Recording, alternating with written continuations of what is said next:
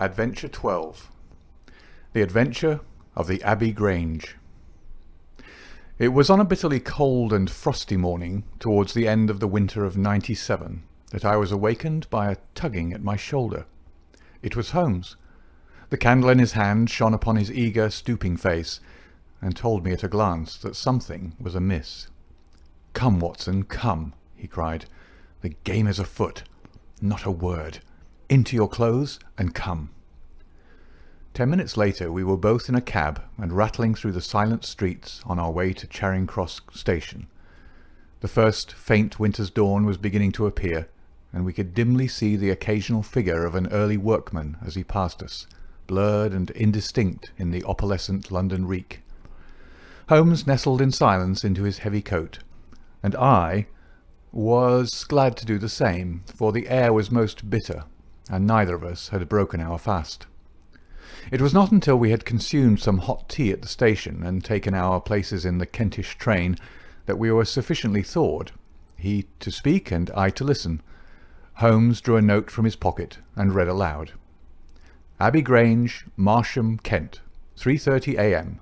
My dear Mr. Holmes, I should be very glad of your immediate assistance in what promises to be a most remarkable case. It is something quite in your line. Except for releasing the lady, I will see that everything is kept exactly as I have found it. But I beg you not to lose an instant, as it is difficult to leave Sir Eustace here. Yours faithfully, Stanley Hopkins." "Hopkins has called me in 7 times, and on each occasion his summons has been entirely justified," said Holmes. "I fancy that every one of his cases has found its way into your collection, and I must admit, Watson, that you have some power of selection which atones for much of which I deplore in your narratives. Your fatal habit of looking at everything from the point of view of a story instead of as a scientific exercise has ruined what might have been an instructive and even classical series of demonstrations. You slur over work of the utmost finesse and delicacy in order to dwell upon sensational details which may excite but cannot possibly instruct the reader." "Why do you not write them yourself?" I said with some bitterness. "I will, my dear Watson, I will. At present I am, as you know, fairly busy, but I propose to devote my declining years to the composition of a textbook which shall focus the whole art of detection into one volume. Our present research appears to be a case of murder." "You think this Sir Eustace is dead, then?" "I should say so. Hopkins's writing shows considerable agitation, and he is not an emotional man. Yes, I gather there has been some violence, and that the body is left for our inspection. A mere suicide would not have caused him to send for me. As to the release of the lady, it would appear that she has been locked in her room during the tragedy. We are moving in high life, Watson. Crackling paper, E.B., monogram, coat of arms, picturesque address. I think that friend Hopkins will live up to his reputation, and that we shall have an interesting morning. The crime was committed before 12 last night." "How can you possibly tell?" "By an inspection of the trains, and by reckoning the time. The local police had to be called in. They had to communicate with Scotland Yard. Hopkins had to go out, and he in turn had to send for me. All that makes a fair night's work. Well, here we are at Chislehurst station, and we shall soon set our doubts at rest." A drive of a couple of miles through narrow country lanes brought us to a park gate, which was opened for us by an old lodge-keeper, whose haggard face bore the reflection of some great disaster. The avenue ran through a noble park, between lines of ancient elms, and ended in a low, widespread house, pillared in front after the fashion of Palladio. The central part was evidently of a great age, and shrouded in ivy, but the large windows showed that modern changes had been carried out, and one wing of the house appeared to be entirely new. The youthful figure and alert, eager face of Inspector Stanley Hopkins confronted us in the open doorway. "I'm very glad you've come, Mr. Holmes, and you too, Dr. Watson. But indeed, if I'd my time over again, I should not have troubled you, for since the lady's come to herself, she has given so clear an account of the affair that there's not much left for us to do. You remember that Lewisham gang of burglars? What, the three Randalls? Exactly, the father and two sons. It's their work, I've no doubt of it. They did a job at Sydenham a fortnight ago, and were seen and described. Rather cool to do another so soon and so near. But it is they, beyond all doubt. It's a hanging matter this time. Sir Eustace is dead, then? Yes, his head was knocked in with his own poker. Sir Eustace Brackenstall, the driver tells me. Exactly. One of the richest men in Kent. Lady Brackenstall is in the morning room. Poor lady. She's had a most dreadful experience. She seemed half dead when I first saw her. I think you'd best see her and hear her account of the facts. Then we'll examine the dining room together. Lady Brackenstall was no ordinary person. Seldom have I seen so graceful a figure, so womanly a presence, and so beautiful a face. She was a blonde, golden-haired, blue-eyed, and would no doubt have had the perfect complexion which goes with such colouring, had not her recent experience left her drawn and haggard. Her sufferings were physical as well as mental, for over one eye rose a hideous plum-coloured swelling, which her maid, a tall, austere woman, was bathing assiduously with vinegar and water.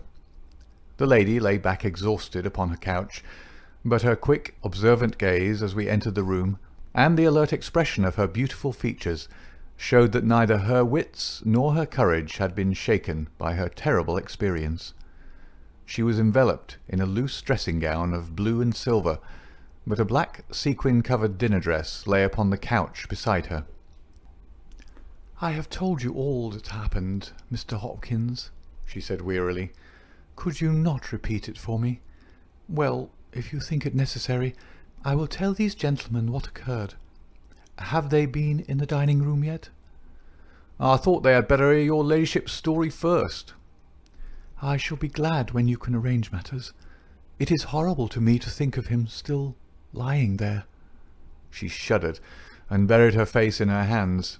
As she did so, the loose gown fell back from her forearms. Holmes uttered an exclamation. "You have other injuries, madam. What is this?" Two vivid red spots stood out on one of the white round limbs. She hastily covered it. "It is nothing. It has no connection with this hideous business tonight. If you and your friend will sit down, I will tell you all I can. I am the wife of Sir Eustace Brackenstall. I have been married about a year. I suppose that it is no use my attempting to conceal that our marriage has not been a happy one. I fear that all our neighbours would tell you that, even if I were to attempt to deny it. Perhaps the fault may be partly mine. I was brought up in the freer, less conventional atmosphere of South Australia, and this English life, with its proprieties and its primness, is not congenial to me. But the main reason lies in the one fact which is notorious to everyone, and that is that Sir Eustace was a confirmed drunkard. To be with such a man for an hour is unpleasant. Can you imagine what it means for a sensitive and high-spirited woman to be tied to him for day and night? It is a sacrilege, a crime, a villainy to hold that such a marriage is binding.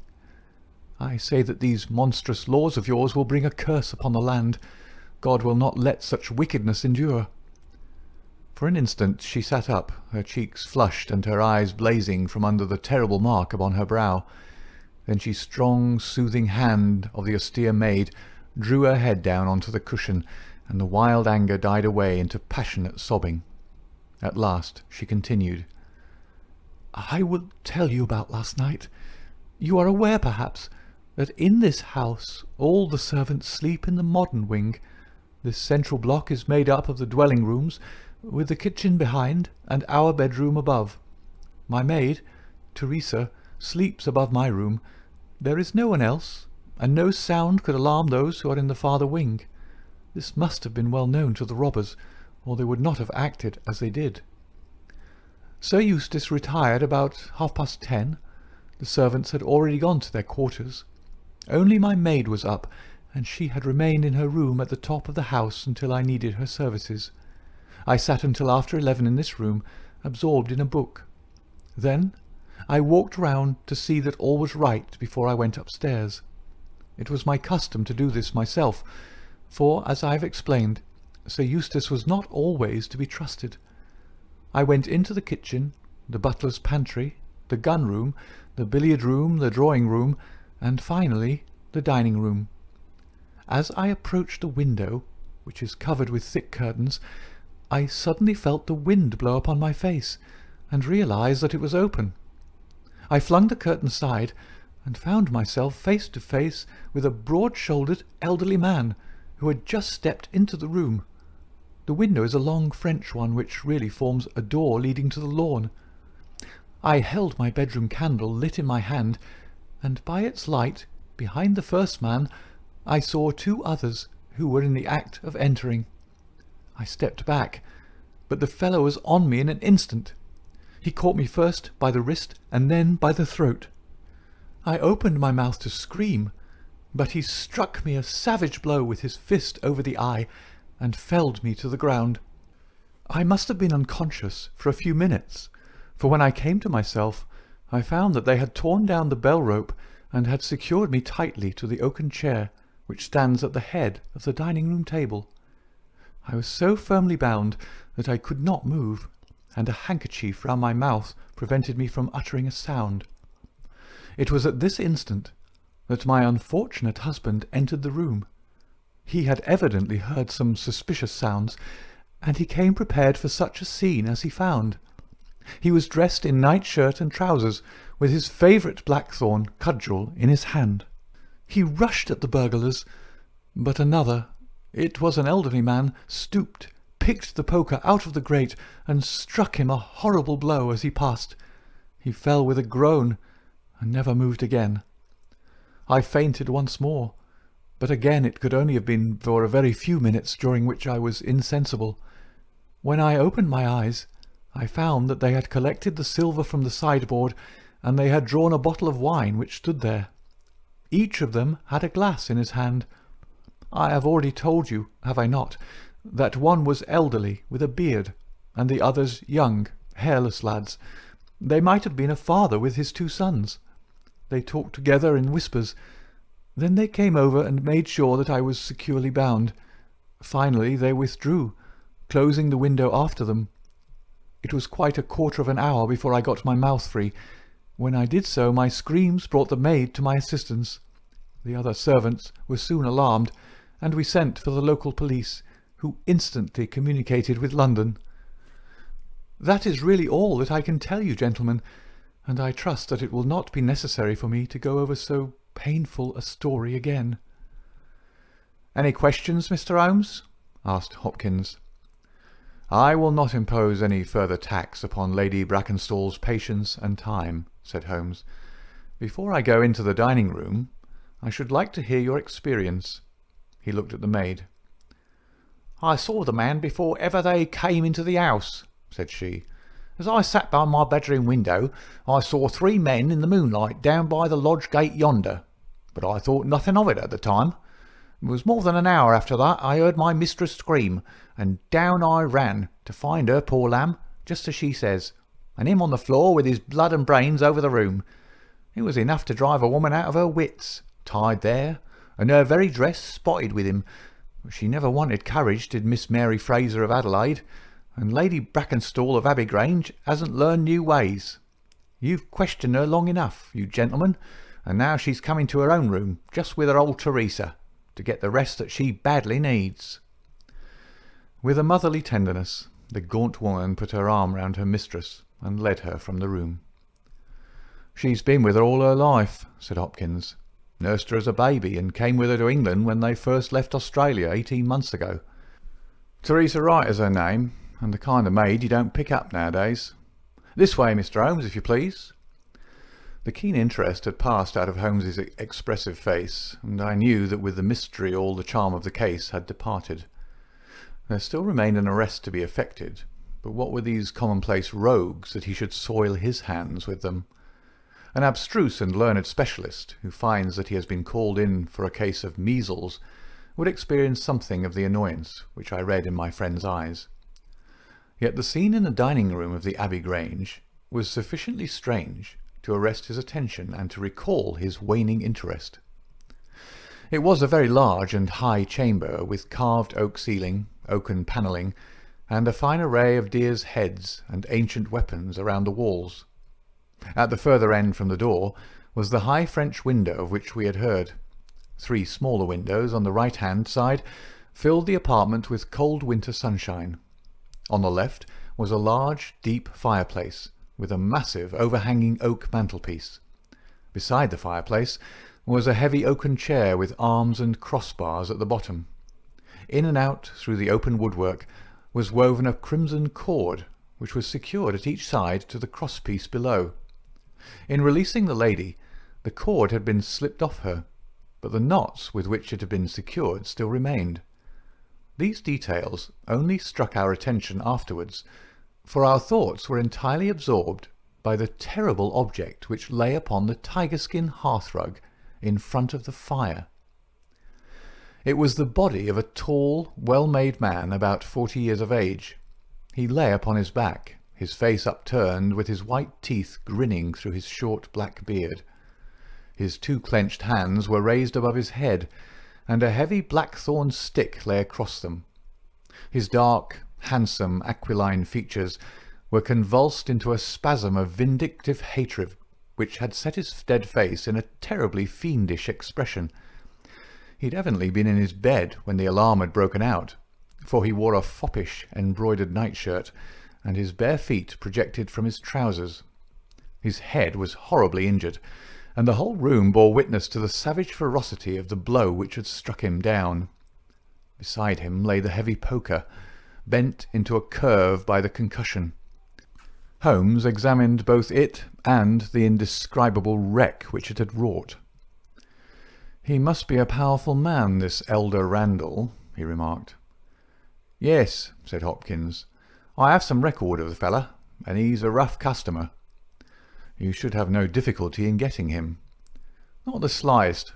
We've been on the lookout for him, and there was some idea that he got away to America. Now that we know that the gang are here, I don't see how they can escape. We have the news at every seaport already, and a reward will be offered before evening.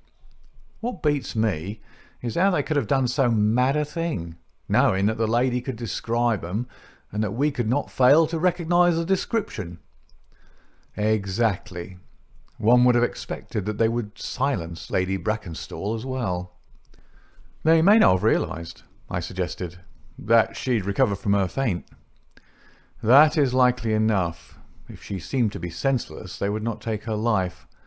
What about this poor fellow, Hopkins? I seem to have heard some queer stories about him."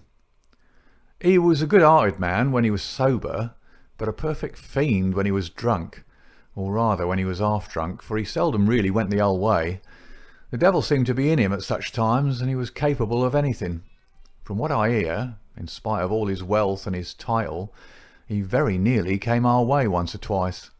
There was a scandal about his drenching a dog with petroleum and setting it on fire, her ladyship's dog to make the matter worse, and that was only hushed up with difficulty. Then he threw a decanter at the maid, Teresa Wright.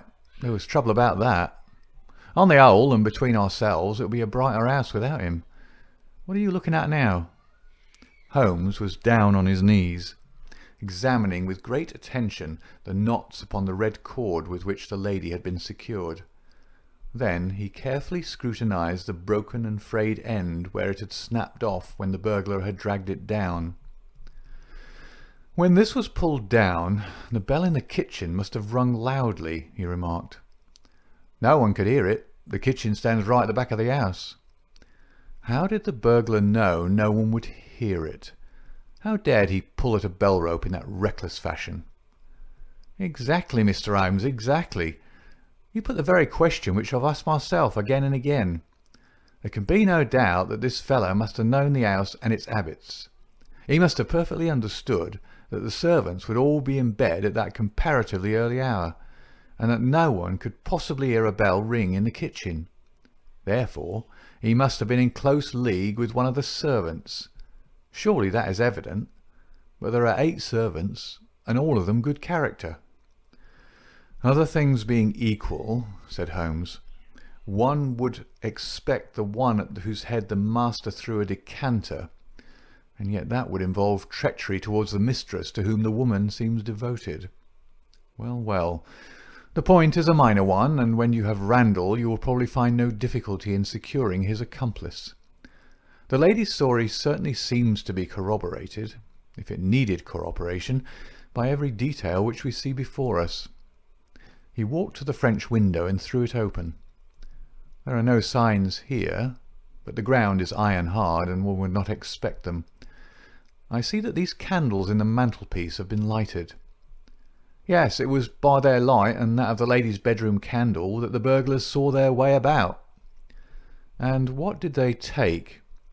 Well, they didn't take much, only half a dozen articles of plate off the sideboard. Lady Brackenstall thinks that they were themselves so disturbed by the death of Sir Eustace they didn't ransack the house as they would otherwise have done.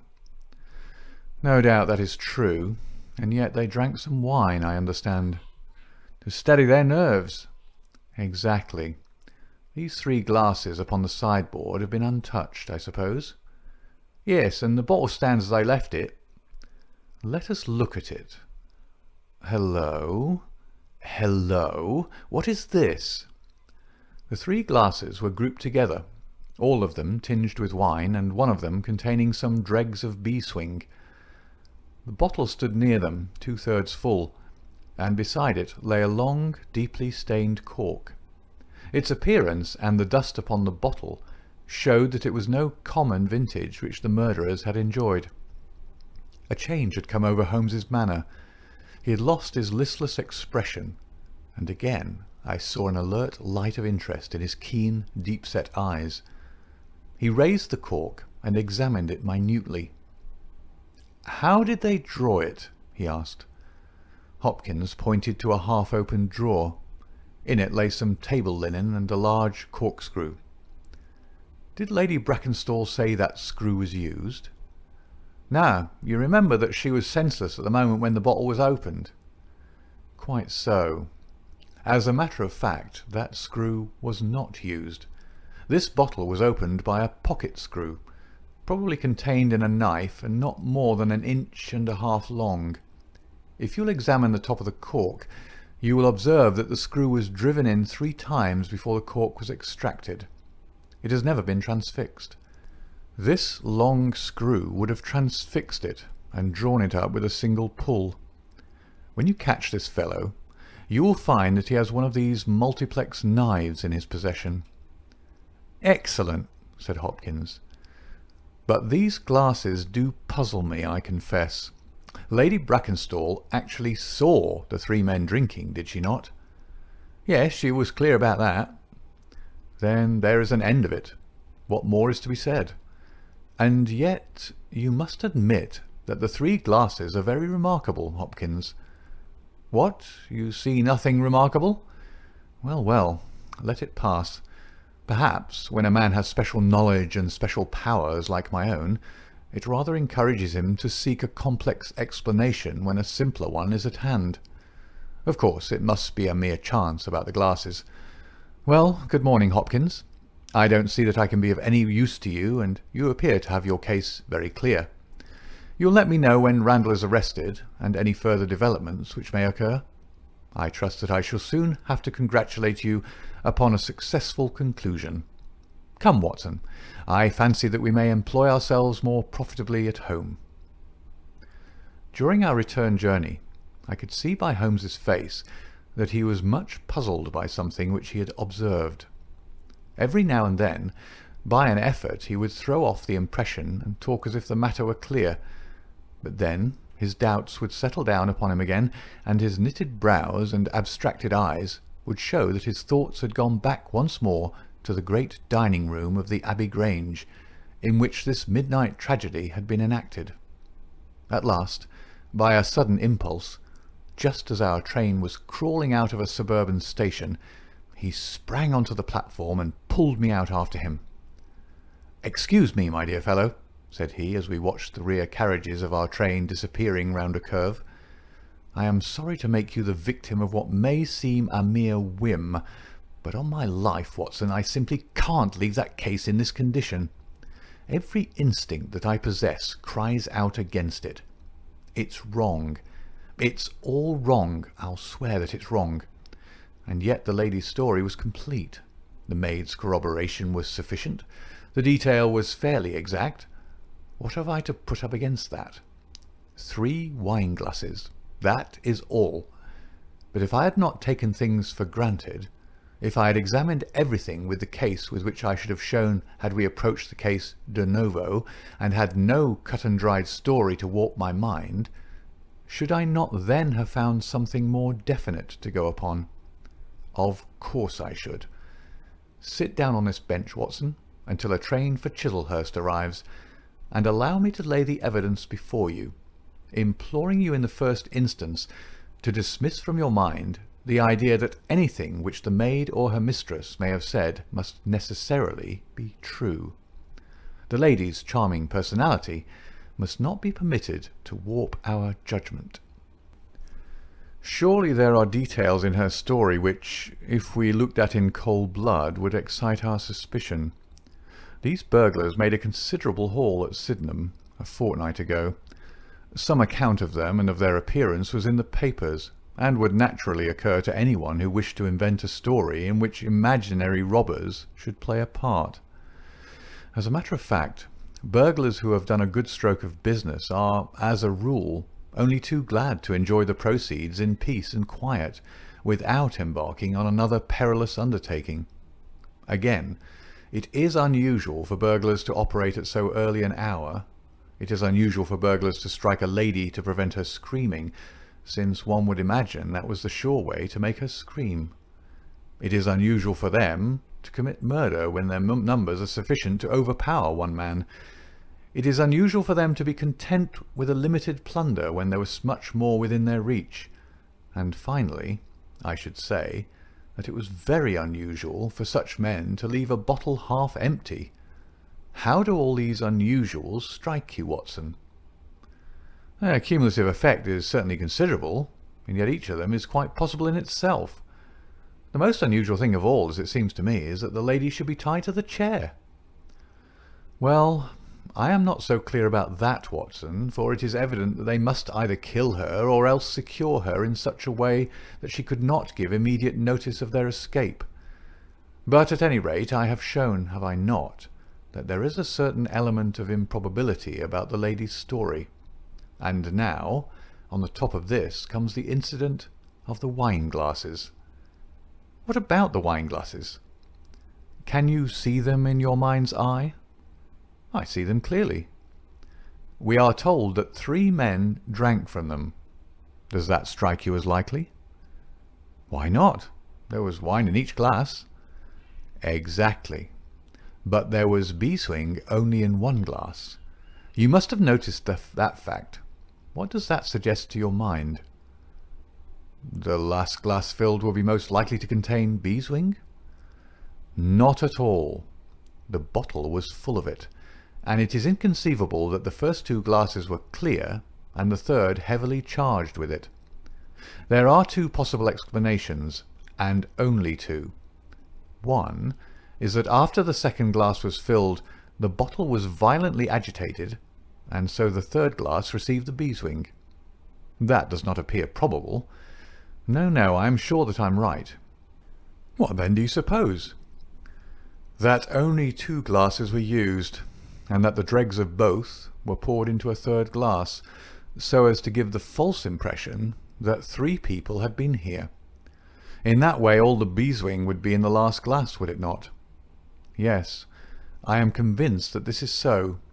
But if I have hit upon the true explanation of this one small phenomenon, then in an instant the case rises from the commonplace to the exceedingly remarkable, for it can only mean that Lady Brackenstall and her maid have deliberately lied to us, that not one word of their story is to be believed, that they have some very strong reason for covering the real criminal, and that we must construct our case for ourselves without any help from them. That is the mission which now lies before us, and here, Watson, is the Sydenham train. The household at the Abbey Grange were much surprised at our return, but Sherlock Holmes, finding that Stanley Hopkins had gone off to report to headquarters, took possession of the dining-room, locked the door upon the inside, and devoted himself for 2 hours to one of those minute and laborious investigations which form the solid basis on which his brilliant edifices of deduction were reared. Seated in a corner like an interested student who observes the demonstration of his professor, I followed every step of that remarkable research. The window, the curtains, the carpet, the chair, the rope, each in turn was minutely examined and duly pondered. The body of the unfortunate baronet had been removed, and all else remained as we had seen it in the morning. Finally, to my astonishment, Holmes climbed up onto the massive mantelpiece. Far above his head hung the few inches of red cord which were still attached to the wire. For a long time he gazed upward at it, and then in an attempt to get nearer to it he rested his knee upon a wooden bracket on the wall. This brought his hand within a few inches of the broken end of the rope, but it was not this so much as the bracket itself which seemed to engage his attention. Finally he sprang down with an ejaculation of satisfaction. "It's all right, Watson," said he. "We have got our case, one of the most remarkable in our collection. But dear me, how slow-witted I have been, and how nearly I have committed the blunder of my lifetime. Now I think that with a few missing links, my chain is almost complete. You've got your men?" "Man, Watson, man. Only one, but a very formidable person, strong as a lion. Witness the blow that bent that poker. 6'3" in height, active as a squirrel, dexterous with his fingers, finally remarkably quick-witted, for this whole ingenious story is of his concoction.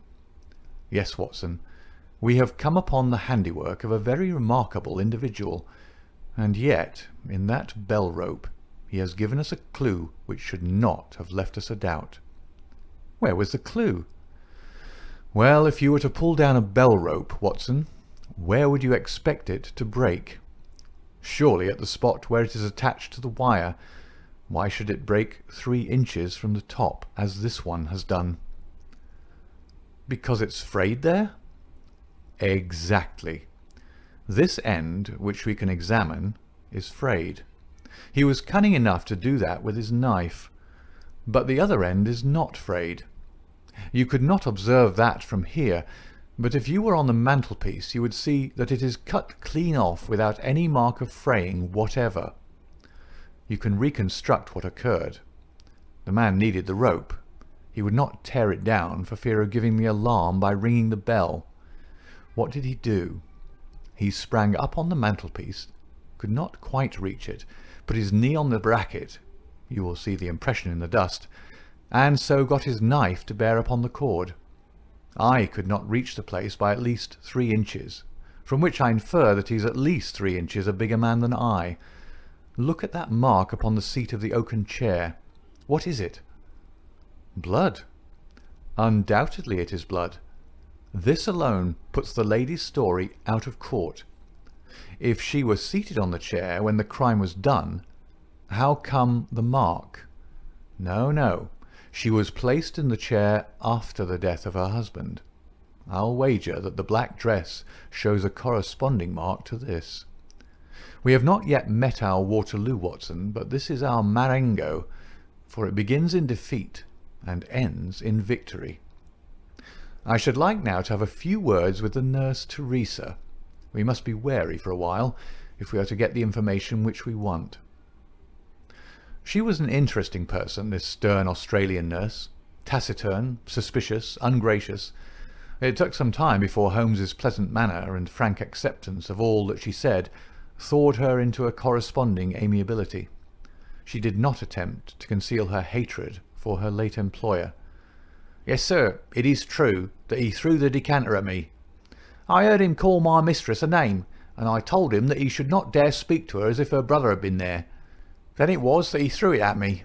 He might have thrown a dozen if he'd but left my bonny bird alone. He was forever ill-treating her, and she too proud to complain. She will not even tell me all that he's done to her. She never told me of those marks on her arm that you saw this morning, but I know very well what they came from, a stab with a hat-pin. The sly devil! God forgive me that I should speak of him so, now that he's dead. But a devil he was, if ever one walked the earth. He was all honey when we first met him, only 18 months ago. We both feel as if it were 18 years. She'd only just arrived in London. Yes, it was her first voyage. She'd never been from home before. He won her with his title and his money and his false London ways. If she made a mistake, she's paid for it, if ever a woman did. What month did we meet him? Well, I tell you, it was just after we arrived. We arrived in June and it was July. We were married in January last year. Yeah, she's down in the morning room again, and I have no doubt she'll see you. But you must not ask too much of her, for she's gone through all that flesh and blood will stand. Lady Brackenstall was reclining on the same couch, but looked brighter than before. The maid had entered with us, and began once more to foment the bruise upon her mistress's brow. "I hope," said the lady, "that you have not come to cross-examine me again." "No," Holmes answered in his gentlest voice. "I will not cause you any unnecessary trouble, Lady Brackenstall, and my whole desire is to make things easy for you, for I am convinced that you are a much-tried woman. If you will treat me as a friend and trust me, you may find that I will justify your trust." "What do you want me to do?" "To tell me the truth." "Mr. Holmes." "No, no, Lady Brackenstall. It is no use. You may have heard of any little reputation which I possess. I will stake it all on the fact that your story is an absolute fabrication." Mistress and maid were both staring at Holmes with pale faces and frightened eyes. "You are an impudent fellow," cried Teresa. "Do you mean to say that my mistress has told a lie?" Holmes rose from his chair. "Have you nothing to tell me?" "I have told you everything." "Think once more, Lady Brackenstall. Would it not be better to be frank?" For an instant there was hesitation in her beautiful face.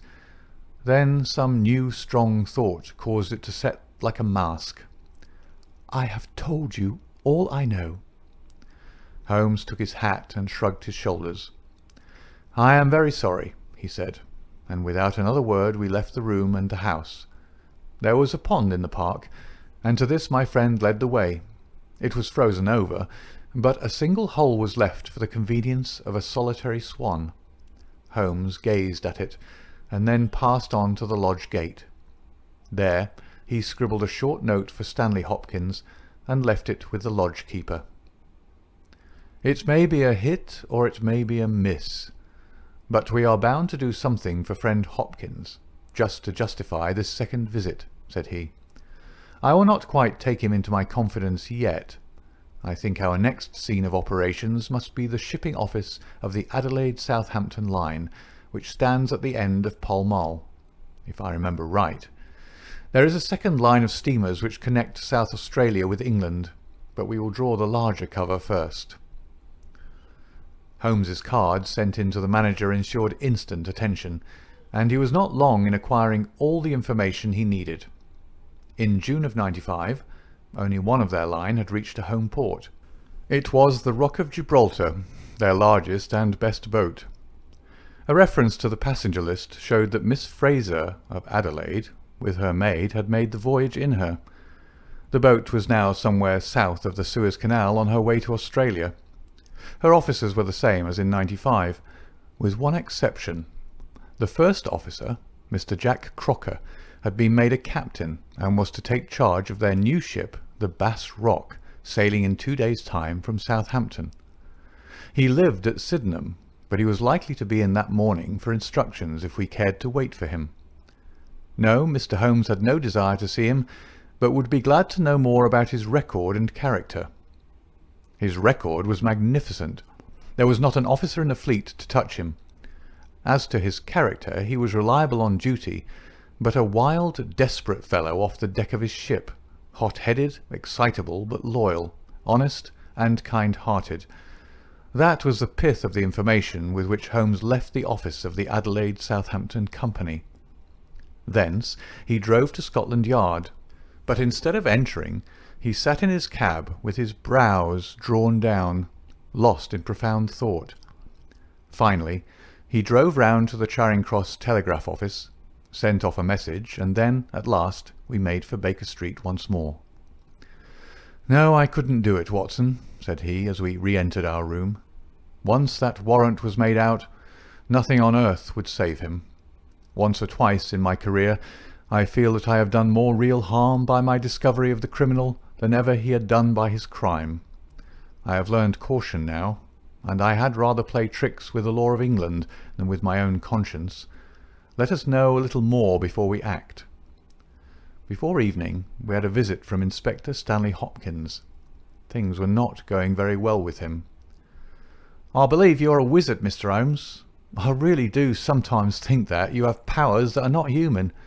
Now, how on earth could you know that the stolen silver was at the bottom of that pond?" "I didn't know." "But you told me to examine it." "You got it then?" "Yeah, I got it."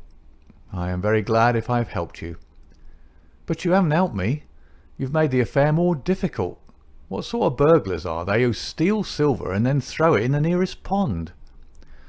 "It was certainly rather eccentric behaviour.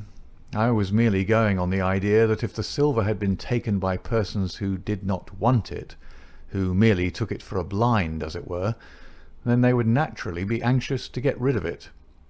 "But why should such an idea cross your mind?"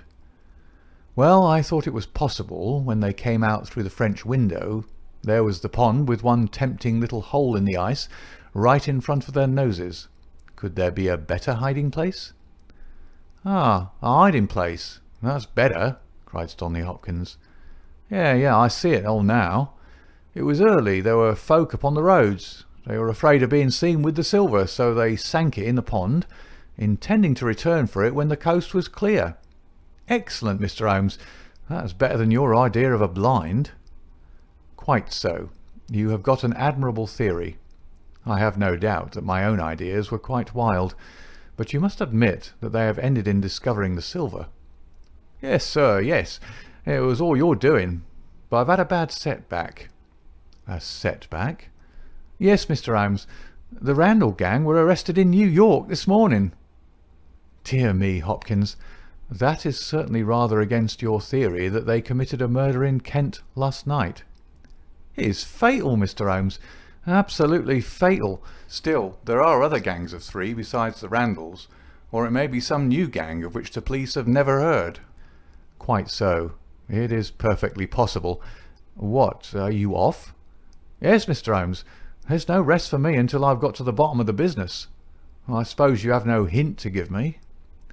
"I have given you one." "Which?" "Well, I suggested a blind." "But why, Mr. Holmes, why?" That's the question, of course. But I commend the idea to your mind.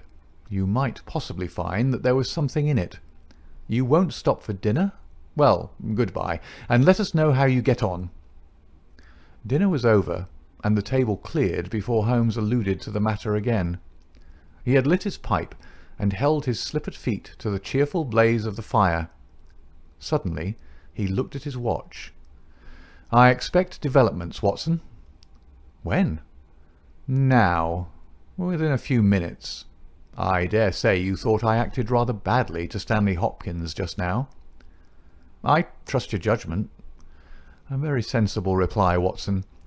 You must look at it this way. What I know is unofficial. What he knows is official. I have the right to private judgment, but he has none. He must disclose all, or he is a traitor to his service. In a doubtful case I would not put him in so painful a position, and so I reserve my information until my own mind is clear upon the matter." "But when will that be?" "The time has come. You will now be present at the last scene of a remarkable little drama." There was a sound upon the stairs, and our door was opened to admit as fine a specimen of manhood as ever passed through it. He was a very tall young man, golden-moustached, blue-eyed, with a skin which had been burned by tropical suns, and a springy step which showed that the huge frame was as active as it was strong. He closed the door behind him, and then he stood with clenched hands and heaving breast, choking down some overmastering emotion. "Sit down, Captain Crocker. You got my telegram?" "I got your telegram, and I came at the hour you said. I heard you had been down to the office. There's no getting away from you. Let's hear the worst. What are you going to do with me? Arrest me? Speak out, man. You can't sit there and play with me like a cat with a mouse." "Give him a cigar," said Holmes. "Bite on that, Captain Crocker, and don't let your nerves run away with you. I should not sit here smoking with you if I thought that you were a common criminal. You may be sure of that. Be frank with me and we may do some good. Play tricks with me and I'll crush you. What do you wish me to do?" "To give me a true account of all that happened at the Abbey Grange last night. A true account, mind you, with nothing added and nothing taken off. I know so much already that if you go 1 inch off the straight, I'll blow this police whistle from my window, and the affair goes out of my hands forever." The sailor thought for a little. Then he struck his leg with his great sunburned hand. "I'll chance it," he cried. "I believe you, are a man of your word and a white man, and I'll tell you the whole story. But one thing I will say first. As far as I'm concerned, I regret nothing, and I fear nothing, and I'd do it all again and be proud of the job. Damn the beast, if he had as many lives as a cat, he'd owe them all to me. But it's the lady Mary Fraser, for never will I call her by that accursed name, when I think of getting her into trouble. I would give my life just to bring one more smile to her dear face. It's that turns my soul into water, and yet, what less could I do? I'll tell you my story, gentlemen, and then I'll ask you, as man to man, what less could I do? I must go back a bit. You seem to know everything, so I expect that you know that I met her when she was a passenger and I was first officer of the Rock of Gibraltar. From the first day I met her, she was the only woman to me. Every day of that voyage I loved her more, and many a time since have I keeled down in the darkness of the night watch and kissed the deck of that ship because I knew her dear feet had trod on it. She was never engaged to me. She treated me as fairly as ever a woman treated a man. I've no complaint to make. It was all love on my side and all good comradeship and the friendship on hers. When we parted she was free woman, but I could never again be a free man. Next time I came back from sea I heard of her marriage. Well, why shouldn't she marry whom she liked? Title and money, who could carry them better than she? She was born for all that is beautiful and dainty. I didn't grieve over her marriage. I was not such a selfish hound as that. I just rejoiced that good luck had come her way and that she had not thrown herself away on a penniless sailor. That's how I loved Mary Fraser. Well, I never thought to see her again, but last voyage I was promoted, and the new boat was yet launched, so I had to wait for a couple of months with my people at Sydenham. One day out in a country lane I met Teresa Wright, her old maid. She told me all about her, all about him, about everything. I tell you, gentlemen, it nearly drove me mad. This drunken hound, that he should dare to raise his hand to her, whose boots he was not worthy to lick. I met Teresa again. Then I met Mary herself, and met her again. Then she would meet me no more, but the other day I had a notice that I was to start on my voyage within a week, and I determined that I would see her once before I left. Teresa was always my friend, for she loved Mary and hated this villain almost as much as I did.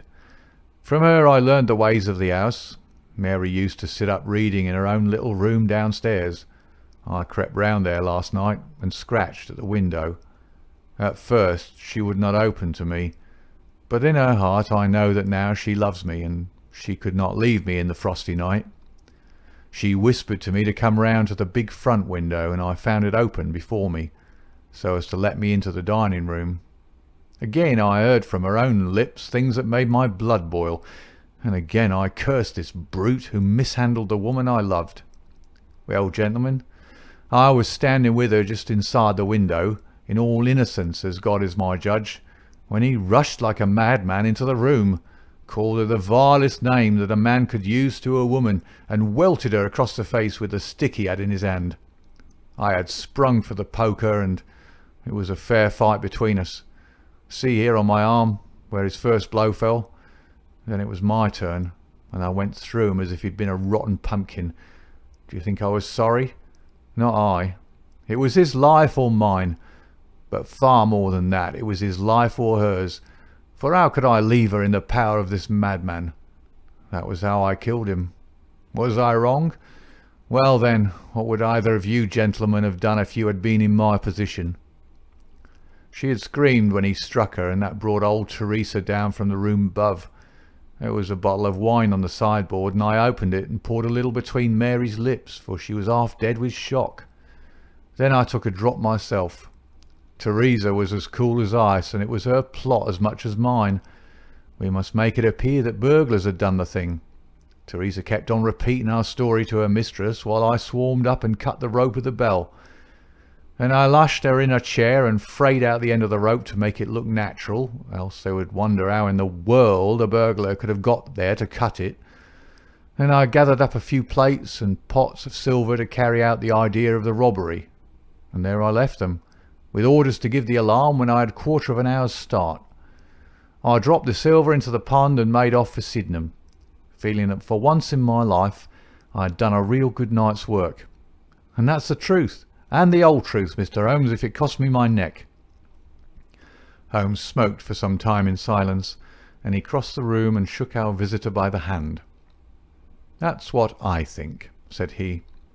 "I know that every word is true, for you have hardly said a word which I did not know.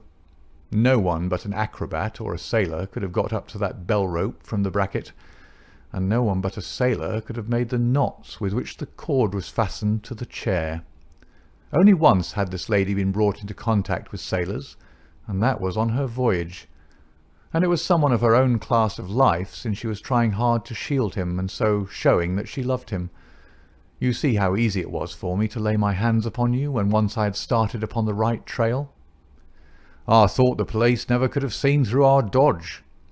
And the police haven't, nor will they, to the best of my belief. Now look here, Captain Crocker. This is a very serious matter, though I am willing to admit that you acted under the most extreme provocation to which any man could be subjected. I am not sure that in defence of your own life your action will not be pronounced legitimate. However, that is for a British jury to decide. Meanwhile, I have so much sympathy for you that, if you choose to disappear in the next 24 hours, I will promise you that no one will hinder you. And then it will all come out?" "Certainly it will come out." The sailor flushed with anger. "What sort of proposal is that to make a man? I know enough of law to understand that Mary would be held as accomplice. Do you think I would leave her alone to face the music while I slunk away? No, sir. Let them do their worst upon me, but for heaven's sake, Mr. Holmes, find some way to keep my poor Mary out of the courts." Holmes for a second time held out his hand to the sailor.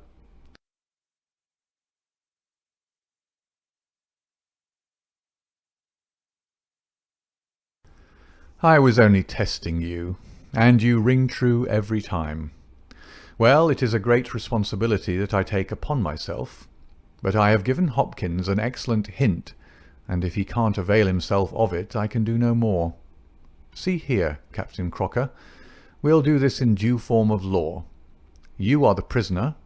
Watson, you are a British jury, and I never met a man who was more eminently fitted to represent one. I am the judge. Now, gentlemen of the jury, you have heard the evidence. Do you find the prisoner guilty or not guilty?" "Not guilty, my lord," said I. "Vox populi, vox Dei. You are acquitted, Captain Crocker. So long as the law does not find some other victim, you are safe from me. Come back to this lady in a year, and may her future and yours justify us in the judgment which we have pronounced this night." End of the adventure of the Abbey Grange.